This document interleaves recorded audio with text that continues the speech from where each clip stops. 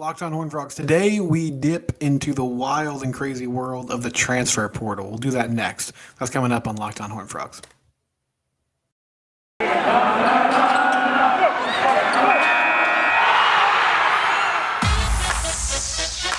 You are Locked on Horned Frogs, your daily podcast on the TCU Horned Frogs, part of the Locked On Podcast Network, your team every day.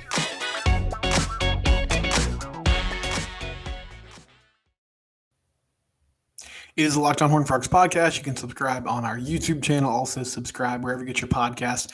So the transfer portal, right? It is in full swing right now. TCU is kind of in a weird place this year because they're still playing games. I mean, they have a big playoff game against Michigan.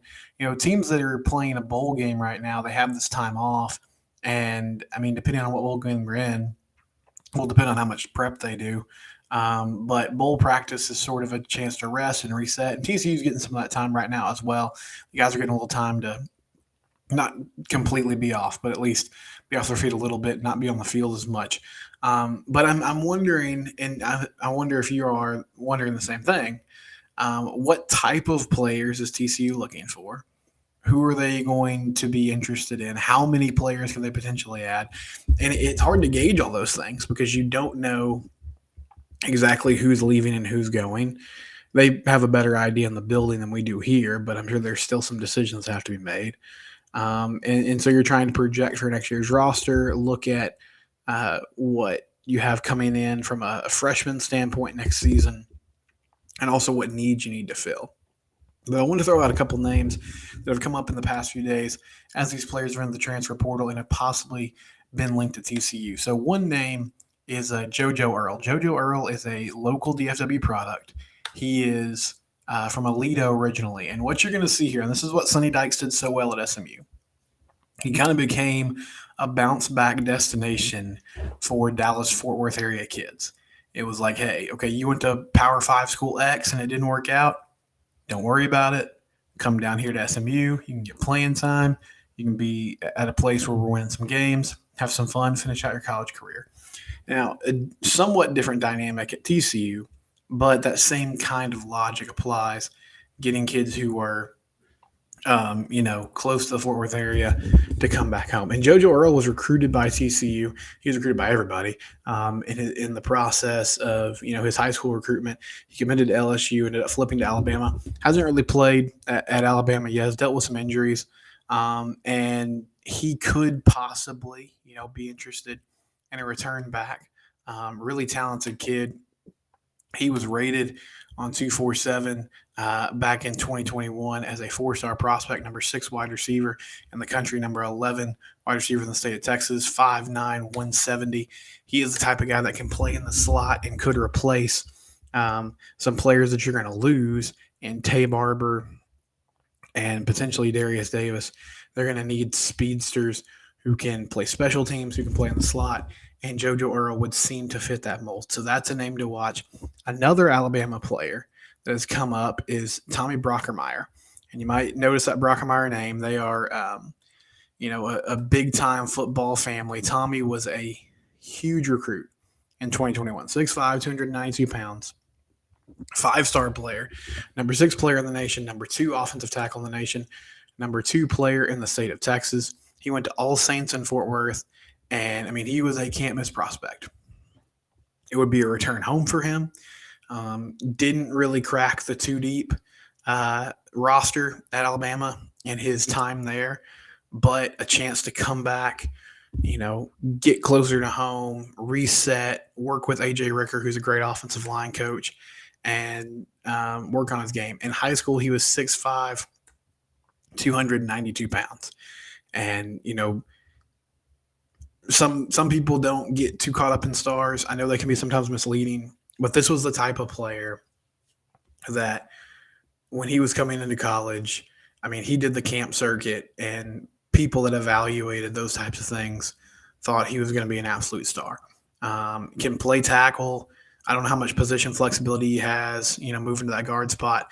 But this O-line is going to be shuffling around a lot next year. You have a ton of guys that are moving on. And so you need, You need big bodies in there. You need more depth, if anything else. But I think Brockermeyer is a player that could come in and should start right away if he made it to campus, or at least would compete for a starting job right away if he made it to campus. So that's a big name to watch as well. Would be super excited if TCU was able to get him. And in my mind, that's really what you need to focus on is the trenches. Like you have to have bigger and stronger players on both sides of the ball. O-line ended up being better than I thought this season, especially the interior with Ali and Wes Harris and Steve Avila. They really held down things well. And even like Brandon Coleman and Andrew Coker did a better job than I thought, but they need more players who could play. They got really fortunate this season that they didn't have injuries up front, but they got to replenish and rebuild that offensive line. And that's a huge key to being successful. Also on the D line, Dylan Horton, it's his last season. He'll be moving on after this year. And so it would be super helpful to get some rush ins, to get some defensive tackles, get some more beef up front. As great as Dominic Richardson has been, you need more players behind him to kind of take that snap count down and also be ready if something comes up so that he doesn't have to take all that on his shoulders. Anthony Goodlow is another player that's been mentioned. He is a defensive lineman from Tulsa. And he has that familiarity with Joseph Gillespie. Jason Blair was a guy from Tulsa last year in the portal. Did not land him, but Goodlow was a 3-star prospect at Tulsa and has had a really good career for the Golden Hurricane and obviously understands like what Joseph Gillespie is trying to do, understands what it takes to play in his system. So it would make a ton of sense to just bring him over. And you see this every year now. Players at the G5 level that did a good job making the step up to the Power 5 level and doing a fantastic job. He had 24 tackles and 2 sacks last year, stands at 6'4", 286 pounds. So someone who could fit in that 3-3-5 defense. One more player I'll mention, and then we'll take a break, and we'll talk a little bit about the current TCU roster. But Ryan O'Keefe is a wide receiver out of UCF, Central Florida. He's from Austin, Texas. So another, Texas product. He had 73 catches for 725 yards and 5 touchdowns last season, average about 10 yards per reception. So again, a speedy, kind of smaller, shifty guy who has shown proven production at the group of 5 level. I think that'll be another player that TCU is interested in. One of our listeners, Matt Cookson, he hit me up and asked me about a couple different players that I hadn't heard much about. But he mentioned Tyrese Chambers from Florida International and Deontay Thompson from Oregon. And so I was looking at those guys, Matt, and, Chambers, I think, kind of fits the mold of a slot guy. And that's who I feel like they're really looking at is going to be those inside receivers. I feel like on the outside, Savion Williams coming back. Blair Conright will be, coming back with another year under his belt. Another player that we haven't mentioned a ton since his injury is Quincy Brown, Sticks Brown, who had a great camp, had a really good game against Tarleton before he went down with an injury. He should be back and healthy, and he'll be able to step up on the outside as well. I think they're looking for more slot receivers, so I'm not sure that Deontay Thompson will be on their radar. But if there's a player that you'd like me to sort of scout out that's in the portal now that you're interested in, hit me up in the comments or YouTube, or you can tweet at me at SimcockSteven on Twitter. And yeah, I'd give you my best guess at what TCU might do, or if you just have an idea of what their biggest need is going to be in the transfer portal this offseason, we can discuss that as well. When we come back, we'll talk about an award that Max Duggan received on Wednesday. Before we do that, though, I do want to talk about one of our great sponsors, LinkedIn. LinkedIn, you can post your job for free at linkedin.com/lockedoncollege. If you need to hire somebody, don't make it complicated. Just post your job on LinkedIn. It is the top hiring site in the country. It's where everybody goes to find work. Go to linkedin.com/lockedoncollege and you can post your job for free.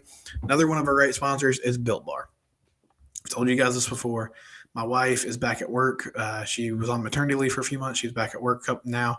She's been going for a couple weeks. That means on the days that she's working, I got 4 kids at the house that I'm trying to get out the door, trying to get them to school, trying to get them to daycare, all the things. And the last thing on my mind is breakfast. And instead of going out and having to spend like $8 to $10 on a fast food breakfast or not eating at all, Built Bar is a great option for me. I can grab one on my way out the door. It's 180 calories or 190 calories. It's good for you. It fuels me up. It ties me over to lunch. It's one of my favorite things. I look forward to it every day. So builtbar.com is where you can look at those different flavors and try to find your own. Maybe it's a breakfast option for you. Maybe it's something you want to eat before you go work out, a little snack in the afternoon. Built Bar, they have a ton of great flavors, ton of great options. Check it out today at builtbar.com. Okay, so I want to talk about Max for a minute. First, though, some news. So TCU has had a player enter the transfer portal. So Caleb Medford, wide receiver, he entered the transfer portal today. Caleb has not appeared in a game in his first couple of years in Fort Worth, so not shocking that he's moving on. I imagine this is just, hey, I want to go get some, playing time. He stands at 6'2", 190 pounds. He's from Henderson, Texas. Was part of the 2019 class. Was a 3-star recruit. I remember him signing. I remember people being excited about it. But never really saw the field, and that's a pretty crowded wide receiver room, even with a lot of the departures they're going to have next season. So I imagine he just kind of saw the writing on the wall and said, best for me to peace out and move on somewhere else. So best of luck to Caleb Medford. He's the first player in the portal. I don't expect to see a lot of players in the portal this offseason, one, just because, they're having a great year, and that helps a lot. And obviously there's a huge buy-in to the culture there at TCU under Coach Dykes. But then also, like, the timing of it is just really strange with the playoff happening right now. You kind of have to enter the portal now to make sure you have a good shot at getting a scholarship. One thing that people don't realize, I feel like a lot of times folks start talking about the portal and they're like, oh, yeah, these kids are just kind of running from the opportunity to work hard and earn their spot. But it's also really hard to get noticed when the portal's so crowded. There's over 1,000 players in there right now. So not everybody gets to go to greener pastures. And so it's a risk if you make that move. And so Caleb, for the sake of timing, is going to do that now. And he'll see if he can find another landing spot before those spots fill up. But he is the first TCU player to enter the portal this offseason. I imagine there'll be a few more. Guys want to play. And that's usually what it comes down to. But I think it'll probably be later on, maybe even in the spring, just because players will see if they can hack it here where they're having a lot of success. And after the great season they had, I imagine even some guys that might be riding the bench right now are like, well, I'd like to stick it out here and just kind of see what happens. Max Duggan won the Johnny Unitas Golden Arm Award for the best quarterback in the nation last night. Received that award on Wednesday evening, flew into Baltimore. I said on the podcast, I guess it was Wednesday, that he was flying into New York. He's actually flying to Baltimore first, and then now his family will make their way to New York for the Heisman ceremony. Fantastic for him. We know what a great story he is. The next decision Max has to make, along with the playoff and all that comes with that and game planning, is what he's going to do next year. He has the opportunity to come back. Now, obviously, selfishly, I'd love to see Max Duggan back in a TCU uniform for one more season. It's his decision. I don't criticize guys because it's their personal choice, right? Like, if they want to go to the NFL and maximize their opportunity to make some cash, that's great. There is the opportunity to make some cash in college, and I'm sure, even though we don't know the details, I imagine Max is pretty well taken care of, given the fact that he's kind of the face of the university right now. But the other thing you have to weigh is you have to strike when the iron's hot. And one thing to consider, everybody thinks success and progress is just this linear thing, especially in sports. Like, we just expect, okay, you got this many guys coming back, that means you're going to be better.